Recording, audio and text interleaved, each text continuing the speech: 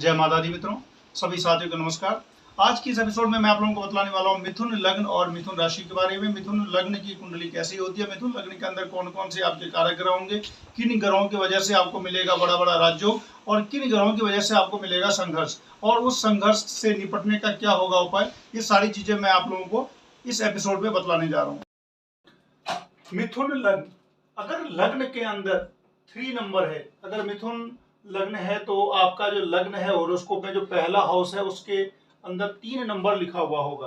और अगर राशि आपकी मिथुन है तो इसका मतलब यह है कि चंद्रमा जहां कहीं भी लिखा हुआ होगा वहां पर 3 नंबर होगा, यानी कि 3 नंबर में अगर चंद्रमा है तो इसका मतलब यह हो गया कि आपका मिथुन राशि है।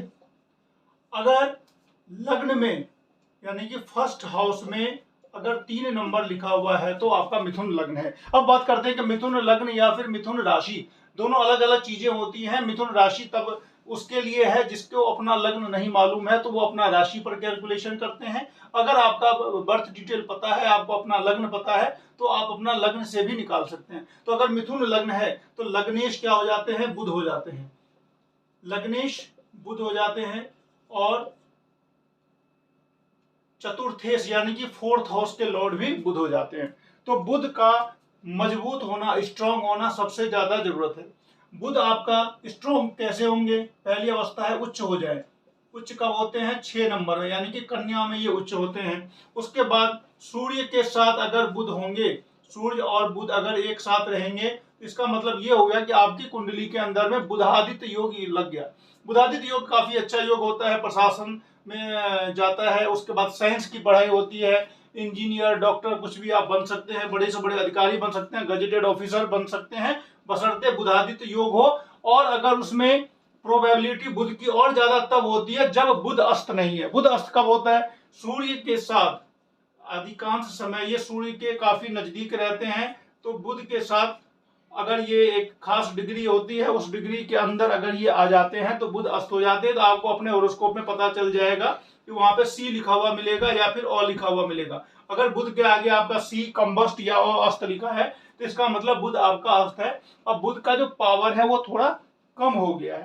तो पूरी कुंडली के अंदर जो की प्लेनेट होता है वो बुध ही होता है। बुध को आपको मजबूत करना ही चाहिए। अब बात हम करते हैं और दूसरे ग्रहों की। सेकेंड हाउस का जो लॉर्ड है वो चंद्रमा है। फोर का हाउस जो है वो चंद्रमा है। और चंद्रमा के बारे में कहा जाता है कि जिस भाव में रहेंगे उस भाव से आपका गहरा लगाव हो जाता है। तो चंद्रमा अगर सेकेंड हाउस में है तो निश्चित रूप से परिवार से आपका ज्यादा लगाव होगा। उसके बाद विवाह का भी कारक हो जाता है चंद्रमा, क्योंकि सेकेंड हाउस जो होता है वो विवाह का भी होता है। अब कुंडली के अंदर में किस प्रकार से कौन कौन सी ऐसी स्थिति आएगी कि बहुत बड़े बड़े राजयोग बनेंगे। तो पहला तो बुधादित्य योग बन गया। दूसरा क्या होता है, शुक्र और ये शनि। पंचम का जो 5th हाउस का जो लॉर्ड है आपका शुक्र है और 9th हाउस का लॉर्ड जो है वो शनि है। तो अगर शुक्र और शनि कहीं पर में एक साथ हैं, या शुक्र और शनि अगर आपस में दृष्टि दे रहे हैं, यानी कि शुक्र मान लिया जाए यहां है और शनि मान लिया यहां है, या फिर शुक्र यहां है या फिर शनि यहां पे, सीधी सी बात है दोनों के बीच में 7th का जो दृष्टि संबंध है वो अगर है तो उसको बोला जाता है केंद्रेश त्रिकोणेश योग। और वो भी सरकारी नौकरी, गजेटेड ऑफिसर या फिर कोई बड़ी नौकरी या फिर किसी भी परिस्थिति में एक अच्छा होना, यानी कि आपका कैरियर के पॉइंट ऑफ व्यू से वो बहुत अच्छा बना देता है। अगर आपका चंद्रमा कमजोर है तो परिवार से निश्चित रूप से विरोध करवाएगा, परिवार की बातें आप नहीं मानेंगे, परिवार से आपको लगाव नहीं रहेगा।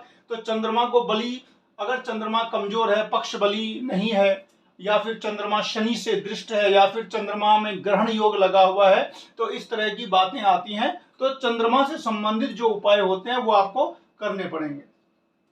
अब बात करते हैं हम मंगल की। मंगल आपकी कुंडली में दोहरा मार्गेश है। दोहरा मार्गेश का मतलब ये होता है डबल मार्गेश, एक तो 6th हाउस का और एक 11th हाउस का। छठा हाउस जो होता है वो रोग का होता है, और छठे से छठा 1 2 3 4 5 6, छठे से छठा भी होता है वो 11th हाउस होता है। तो 6 और 11 का जो लॉर्ड है वो आपका मंगल है, और मंगल आपका मार्गेश है। तो मंगल अगर जिस भाव पर दृष्टि देंगे, जिस भाव से संबंध बनाएंगे, उस हाउस को वो उसका जो पावर है उसको कम कर देंगे और हर हाल में वो आपको पीड़ा देंगे।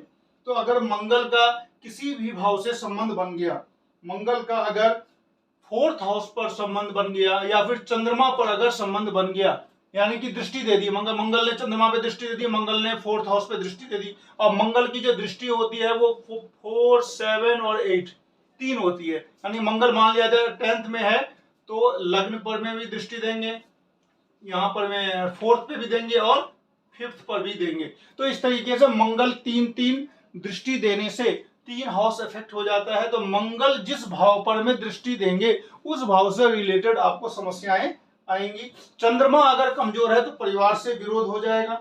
अगर सूर्य आपका बली है, सूर्य आपका बली कब होंगे? बली होने के लिए मेष राशि होनी चाहिए या फिर किसी अच्छे ग्रह के नक्षत्र में हो, मित्र ग्रह के नक्षत्र में हो, 10 से 20 अंश पर हो, 10 से लेकर के 20 अंश पर हो, या फिर वो मित्र के घर में हो, या फिर बुधादित्य योग लगा हुआ हो। तो ये सारी बातें अगर सूर्य के साथ है तो आपको महत्वाकांक्षी बनाते हैं। और सूर्य बलवान होने से बड़े लोगों के साथ संपर्क में लाता है और आपको स्ट्रगल कम करता है और आपको कैरियर में भी मदद देते हैं। शुक्र आपका 12th हाउस और 5th हाउस के लॉर्ड है।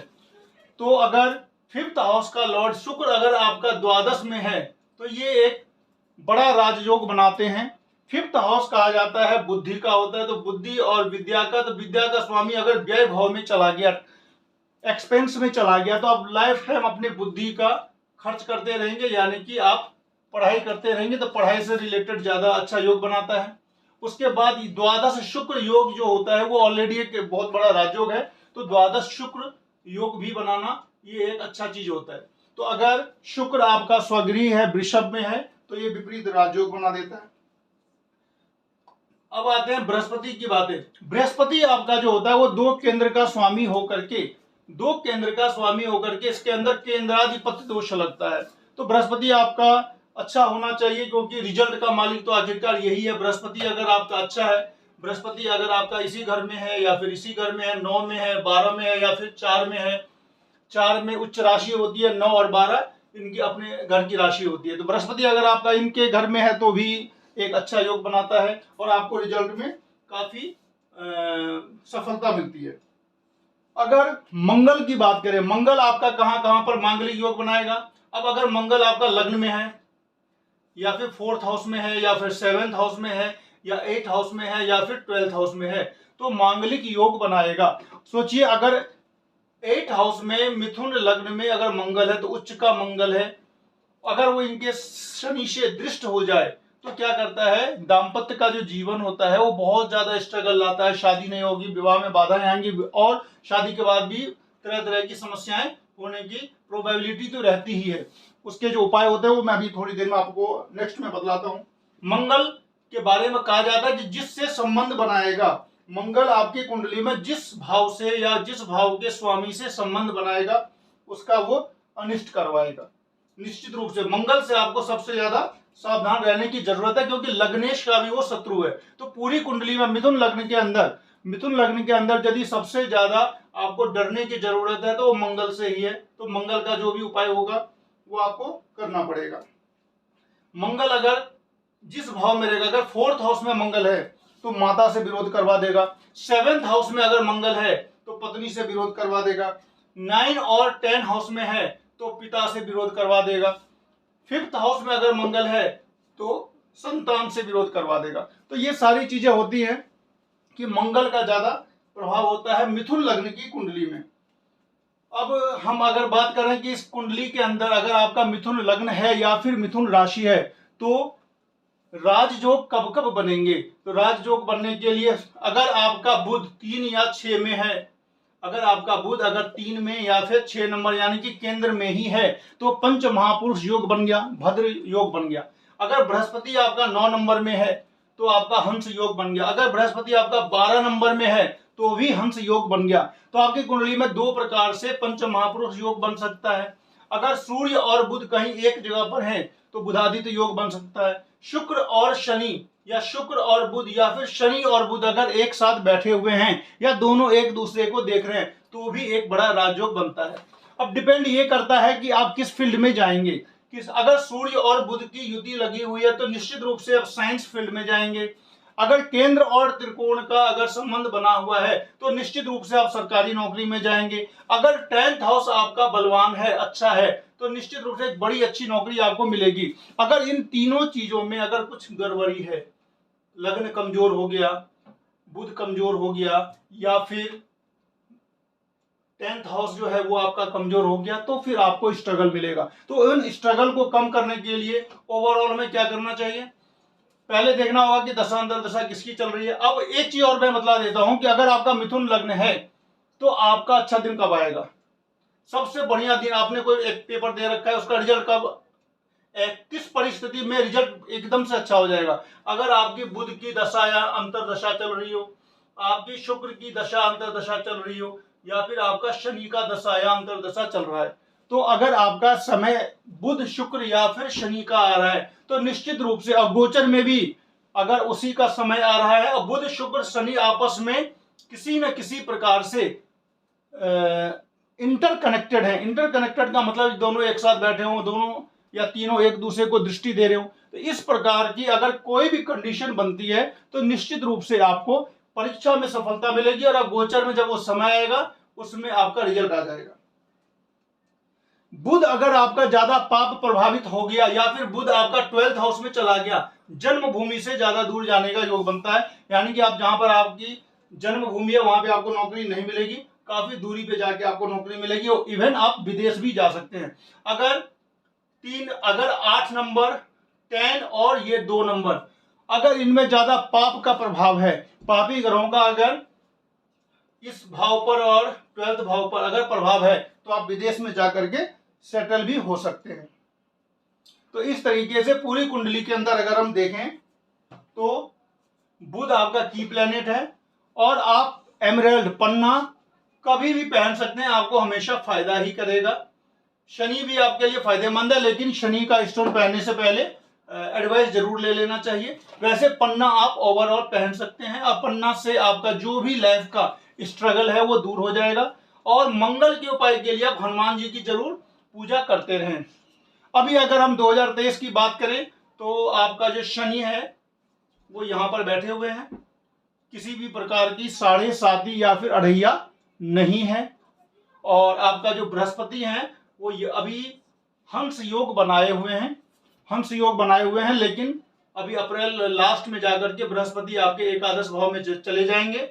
और चूंकि वो 10th हाउस का लॉर्ड है और वो पाप कर्तरी और राहु के साथ जो युति बन रहा है उसकी वजह से बृहस्पति आपके पीड़ा में आ जाएंगे, जिसकी वजह से आपको बृहस्पति की भी, अगर आपकी दशा अंतर दशा चल रही है तो बृहस्पति देव की आपको पूजा करनी होगी। तो इस तरीके से मैंने मिथुन लग्न के बारे में बतलाया, और अगर आप इसको 1 या 2 बार अगर ढंग से अच्छे से सुन लें तो आपको अपने कम से कम मिथुन लग्न या मिथुन राशि वालों के लिए सारी बातें पता चल जाएगी कि किस प्लेनेट से आपका कौन सा प्लेनेट आपका क्या देता है। फर्स्ट जो बुध होता है वो आपका अपने का है, चंद्रमा आपके परिवार का है, आपका एम्बिशन आपका सूर्य देता है, माता भूमि भवन और वाहन आपका बुध देता है, संतान और बुद्धि का मालिक आपका शुक्र है, शत्रु कर्जा बीमारी का मालिक आपका मंगल है, जीवन साथी का मालिक आपका बृहस्पति है, और आयु के मालिक भी शनि है, भाग्य के मालिक भी शनि है, नौकरी के मालिक बृहस्पति हैं, आने वाला जो पैसा है आपका उसके मालिक जो है वो भी मंगल हैं, और साथ ही साथ शत्रुओं के भी मालिक, कर्जा के भी मालिक आपके मंगल ही हैं। तो इस तरीके से हम जान सकते हैं कि हमारे किस प्लेनेट से हमको क्या मिलने वाला है। तो आपके लिए बुध, डायमंड, ये 2 स्टोन आपके लिए हमेशा लकी रहेंगे। कभी भी किसी भी परिस्थिति में आपको मंगल का जो स्टोन है वो नहीं पहनना है। किसी भी परिस्थिति आ जाए, दशांतर दशा भी आ जाए तो भी आपको मूंगा नहीं पहनना है, क्योंकि मंगल आपके लिए स्टोन पहनने पर नुकसानदेह हो सकते हैं। तो अगर आप लोगों को अच्छा लगा होगा तो निश्चित रूप से लाइक कर दें, शेयर कर दें, सब्सक्राइब कर दें। मिलते हैं नेक्स्ट वीडियो में, तब तक के लिए नमस्कार।